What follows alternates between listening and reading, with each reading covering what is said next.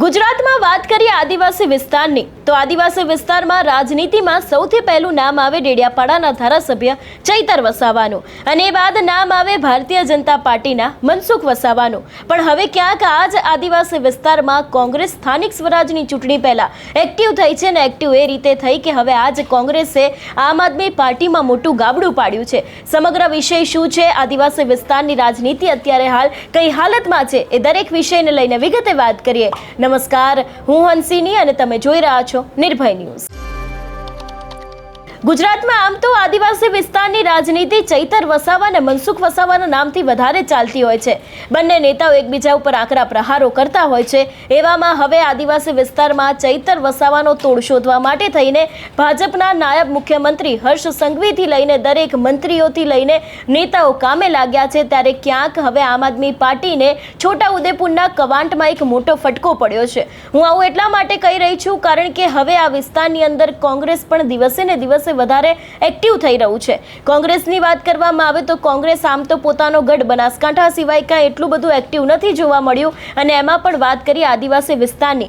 આદિવાસી વિસ્તારમાં અત્યાર સુધી આપણે બે જ પાર્ટીઓને જોઈ છે, એક આમ આદમી પાર્ટી અને બીજી ભારતીય જનતા પાર્ટી।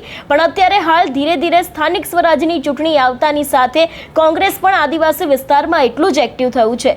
છોટા ઉદેપુરના કવાંટમાંથી લગભગ આમ આદમી પાર્ટીમાંથી 50 જેટલા કાર્યકર્તાઓ છે એ લોકો કોંગ્રેસમાં જોડાયા અને કોંગ્રેસ દ્વારા એવું કહેવામાં આવ્યું છે કે હવે ધીરે ધીરે આદિવાસી વિસ્તારમાં પણ કોંગ્રેસ પોતાની રાજનીતિ કરશે અને ધીરે ધીરે મજબૂત બનશે। વાત કરવામાં આવે ચૈતર વસાવાને લઈને, ચૈતર વસાવાની જે આખી બબાલ થઈ હતી એના કારણે તેમને શરતી જામીન મળ્યા છે। તેઓ પોતાના વિસ્તાર ડેડિયાપાડામાં જઈ નથી શકતા, પણ ક્યાંક ડેડિયાપાડા સિવાયના વિસ્તારોની અંદરથી અત્યારે હાલ ચૈતર વસાવા જ્યારે સ્થાનિક સ્વરાજની ચૂંટણીની તૈયારીઓ કરી રહ્યા છે ત્યારે આજ ચૈતર વસાવાનો તોડ ગોતવા માટે થઈને કોંગ્રેસ અને ભારતીય જનતા પાર્ટી બંને એટલી જ મહેનત કરી રહી છે। ભાજપના હર્ષ સંઘવી, મનસુખ વસાવા સહિત ગણપત વસાવા સહિતના જે નેતાઓ છે એ લોકો દ્વારા આદિવાસી વિસ્તારના ઘણા બધા એવા બીજા વિસ્તારો છે કે જ્યાં અત્યારે હાલ સભાઓ રાખવામાં આવે છે। આપણે જોયું હતું કે હર્ષ સંઘવી જે તે સમયે ડેડિયાપાડા ગયા હતા ત્યારે તેમને ચૈતર વસાવાને ઓપન ચેલેન્જ કરી હતી, ઘણી બધી વાતો કહેવામાં આવી હતી। ચૈતર વસાવાએ પણ તેમના ઉપર આ સમગ્ર મામલે આકરા પ્રહાર કર્યા હતા। એ બાદ કોંગ્રેસ પણ ધીરે ધીરે મેદાને આવ્યું કારણ કે જ્યારે અંતે રાહુલ ગાંધી ગુજરાતના પ્રવાસે આવ્યા હતા ત્યારે તેમણે વડોદરાની અંદર આદિવાસી લોકોની સાથે એક આખો સંવાદ કર્યો હતો। ત્યારે પણ એવું લાગ્યું હતું કે ક્યાંક હવે કોંગ્રેસને આદિવાસી વિસ્તારમાં પણ એટલો જ રસ છે કારણ કે ગુજરાતની રાજનીતિમાં ક્યાંક મોટો ભાગ આદિવાસી વિસ્તારનો એટલો જ રહેલો છે। હવે વાત કરીએ કવાંટની અંદર પણ ક્યાંક અત્યારે હાલ રાજકારણમાં ગરમાવો આવ્યો છે। કવાંટમાં મેં આગળ કહ્યું એ રીતે આમ આદમી પાર્ટીના 50થી વધારે જેટલા કાર્યકર્તાઓ છે એ લોકો કોંગ્રેસમાં તો જોડાયા, પણ અત્યારે હાલ આ સમગ્ર મામલે ક્યાંક આમ આદમી પાર્ટીને હજી પણ આગામી સમયમાં ફટકો પડી શકે છે એવી શક્યતાઓ છે।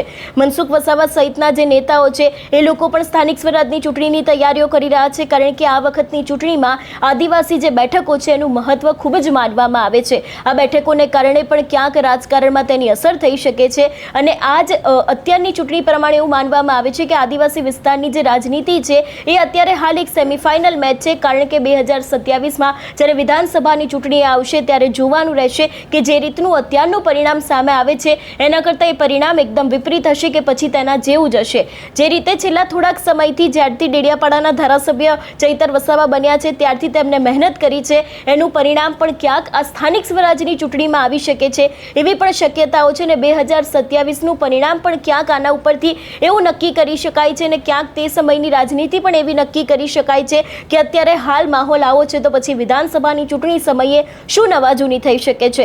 જોવાનું રહેશે કે આ વખતની સ્થાનિક સ્વરાજની ચૂંટણીમાં આદિવાસી વિસ્તારમાં કોઈ નવા જૂની થશે કે કેમ। ચૈતર વસાવા મહેનત કરી રહ્યા છે તો આમ આદમી પાર્ટીને બેઠકો મળશે કે પછી હર્ષ સંઘવી જે રીતે ત્યાં તેમને ધીરે ધીરે અત્યારે હાલ પોતાનો પગપેસારો કર્યો છે એમની એટલી મહેનત ફળે છે કે પછી કોંગ્રેસ દ્વારા જે રીતે અત્યારે હાલ કામ કરવામાં આવી રહ્યા છે તો કોંગ્રેસનું કંઈ ઉપજે છે કે કેમ। આ સમગ્ર વિષયને લઈને તમારો શું અભિપ્રાય છે અમને કમેન્ટ કરીને ચોક્કસથી જણાવજો। તેની સાથે અમારી ચેનલ નિર્ભય ન્યૂઝને લાઇક, શેર અને સબસ્ક્રાઇબ કરવાનું ભૂલશો નહીં। નમસ્કાર।